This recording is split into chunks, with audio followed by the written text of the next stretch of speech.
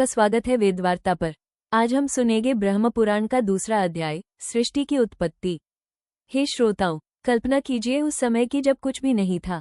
न आकाश था, न जल था, न पृथ्वी थी, न दिन था, न रात थी, न कोई दिशा।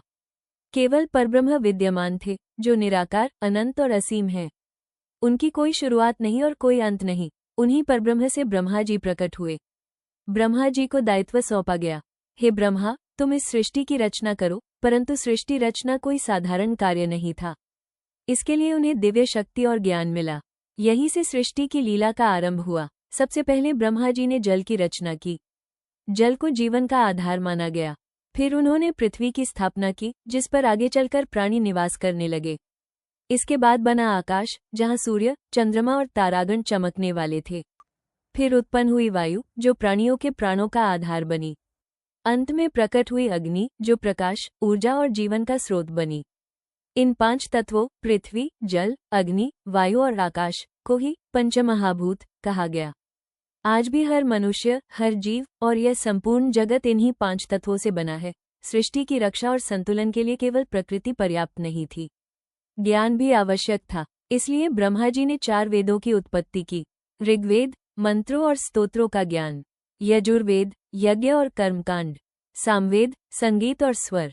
अथर्ववेद, आयुर्वेद और तंत्र। इन वेदों को सुरक्षित रखने के लिए ब्रह्मा जी ने ऋषियों की रचना की। ऋषि ही वेद ज्ञान के संरक्षक बने। उन्होंने आगे आने वाली पीढ़ियों को धर्म और सत्य का मार्ग दिखाया। धीरे धीरे सृष्टि में विविध रूप प्रकट हुए। देवता, इंद्र, वरुण, अग्नि, वायु आदि, जिनका कार्य धर्म की रक्षा और लोक कल्याण करना था। असुर, दानव, असुरों को भी ब्रह्मा जी ने उत्पन्न किया। उनका कार्य अधर्म फैलाना था। वे देवताओं के प्रतिद्वंद्वी बने, ताकि संतुलन बना रहे। गंधर्व और अप्सराएं, संगीत, नृत्य और आनंद की प्रतीक। नाग और यक्ष, पृथ्वी और जल के रक्षक। मनुष्य, जिन्हें स्वतंत्रता दी गई कि वे धर्म और अधर्म में से कोई भी मार्ग चुन सकते हैं। यहाँ एक गहरा संदेश छुपा है। सृष्टि में हर सत्ता का अपना महत्व है। देव और असुर दोनों ब्रह्मा जी द्वारा बनाए गए, यानी बुराई भी उतनी ही आवश्यक है जितनी अच्छाई, क्योंकि बिना अंधकार के प्रकाश की महत्ता नहीं समझी जा सकती। अगर केवल देवता ही होते तो मनुष्य धर्म का मूल्य नहीं समझ पाता, और यदि केवल असुर होते तो जीवन असंभव हो जाता। इसीलिए ब्रह्मांड की लीला में देव और असुर दोनों का अस्तित्व आवश्यक है। यही संतुलन ही सृष्टि का नियम है। सभी का मूल एक ही है, चाहे देवता हो या असुर, पशु हो या मनुष्य, सबका जन्म परब्रह्म से हुआ है। संतुलन ही जीवन का नियम है। 5 तत्वों से लेकर देव असुर तक हर सत्ता संतुलन बनाए रखने के लिए है। ज्ञान सर्वोपरि है।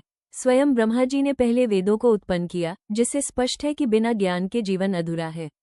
मनुष्य की स्वतंत्रता। मनुष्य को सबसे बड़ी शक्ति दी गई है, चुनाव की शक्ति। वो चाहे तो देवतुल्य जीवन जिए या असुरतुल्य। धर्म और अधर्म दोनों शिक्षा देते हैं। अधर्म हमें गलतियों का परिणाम दिखाता है और धर्म हमें सही मार्ग पर ले जाता है। तो श्रोताओं, ये था ब्रह्म पुराण का दूसरा अध्याय, सृष्टि की उत्पत्ति। इस कथा से हम समझते हैं कि सृष्टि केवल भौतिक तत्वों से नहीं बनी, बल्कि इसमें ज्ञान, धर्म और संतुलन का भी गहरा संबंध है। कल हम तीसरे अध्याय में जानेंगे देवताओं और असुरों की उत्पत्ति की अद्भुत कथा, जहां विस्तार से बताया गया है कि कौन किससे उत्पन्न हुआ और उनकी भूमिकाएं क्या हैं। अगर आपको ये कथा पसंद आई हो तो चैनल को सब्सक्राइब करें और इस वीडियो को शेयर करें। जय श्री हरि।